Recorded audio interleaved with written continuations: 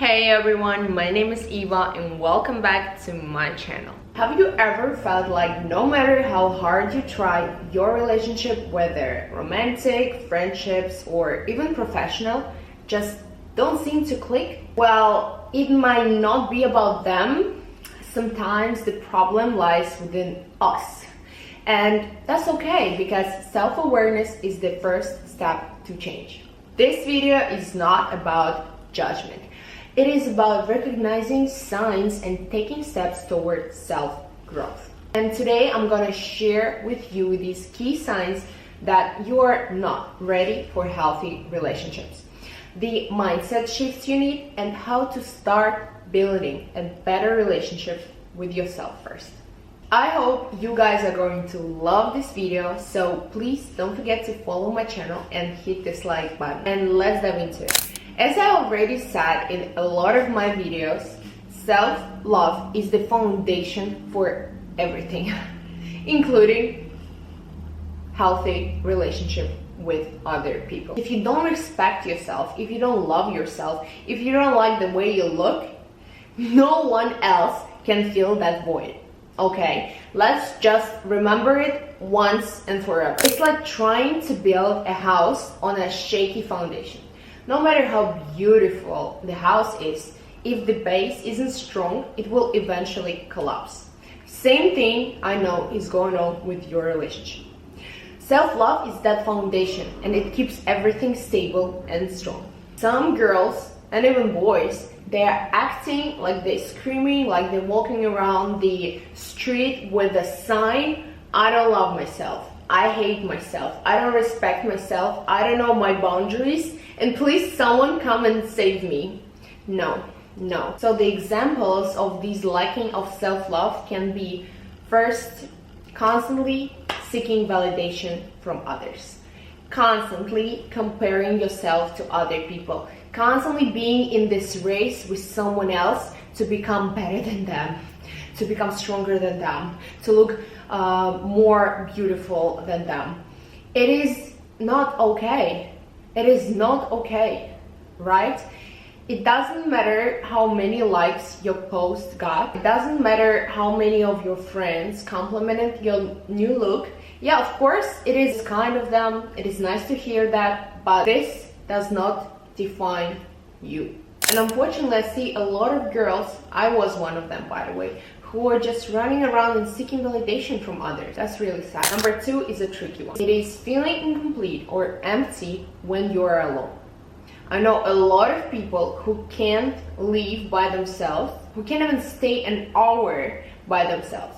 I was the same. I was trying to fill my time with anyone, anything. Doesn't matter if it's not my problem, I'm gonna go and solve it just not to be alone.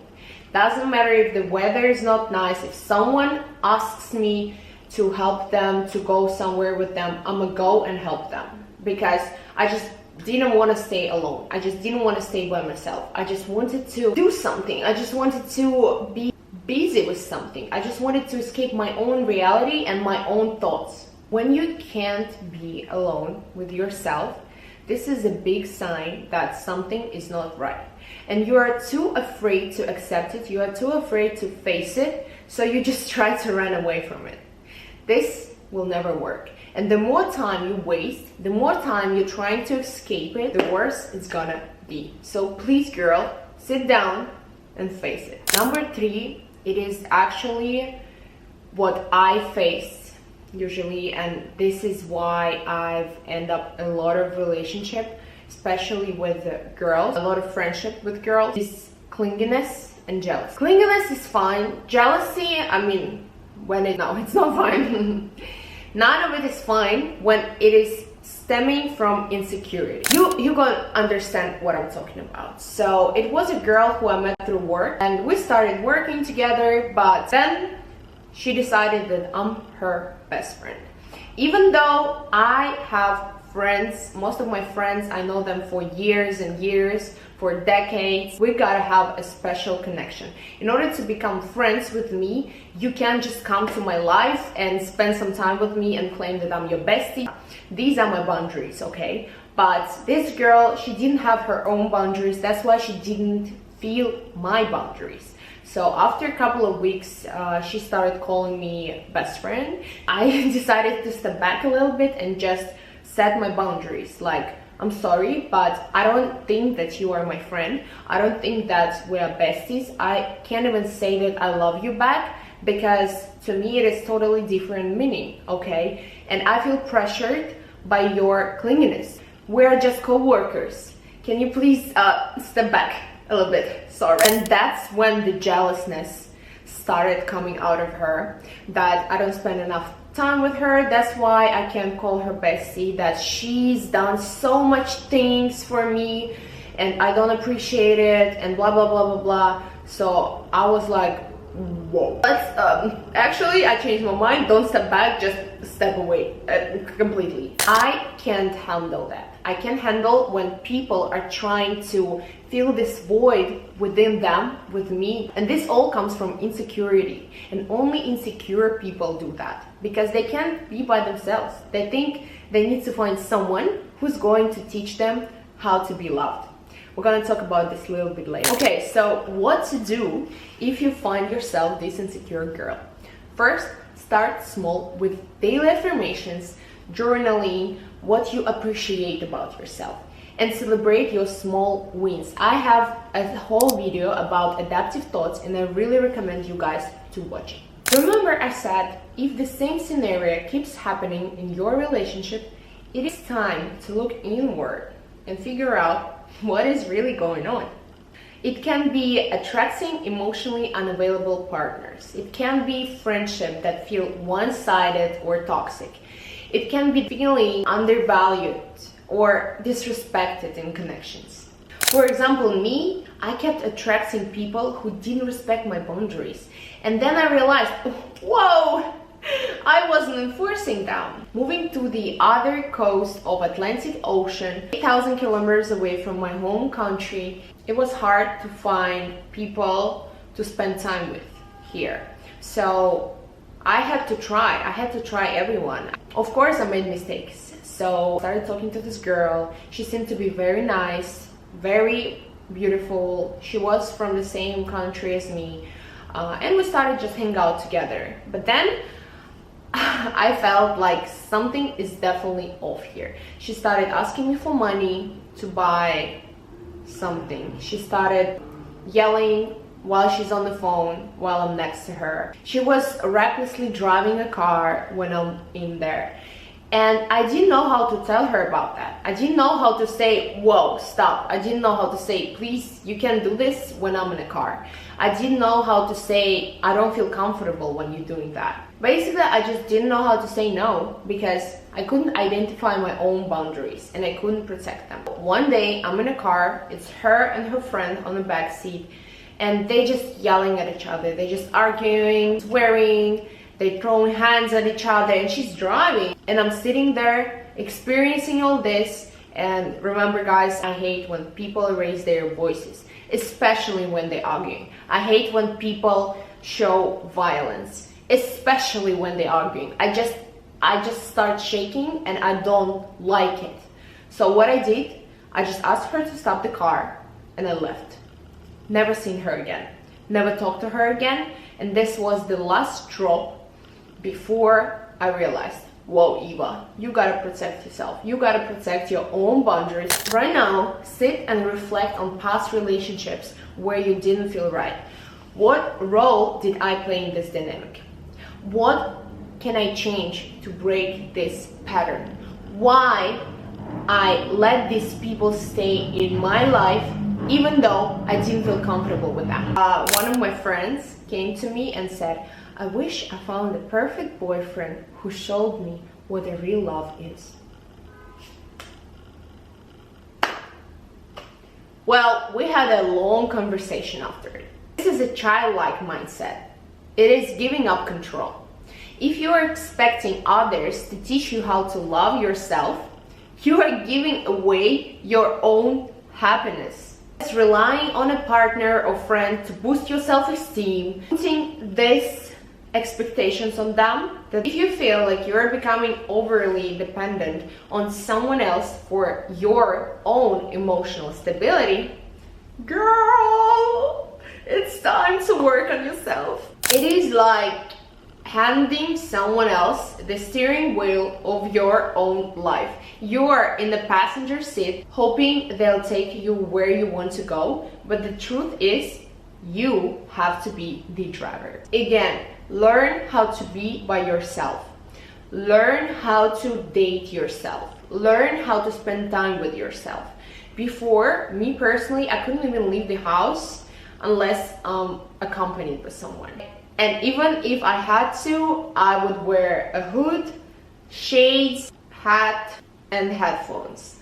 But now I feel confident. I feel confident being alone. I feel confident going to the restaurant alone. I feel confident going shopping alone. I feel confident shooting content outside alone. I don't mind other people. I know that everything is okay with these people, and I also know that everything is okay with me. Now, some of you may say, Eva, I'm okay. This is not about me. I've been into therapy. I worked on myself. I'm not jealous. I'm ready for a good relationship. I'm ready for good friends, but there's just no one on the horizon.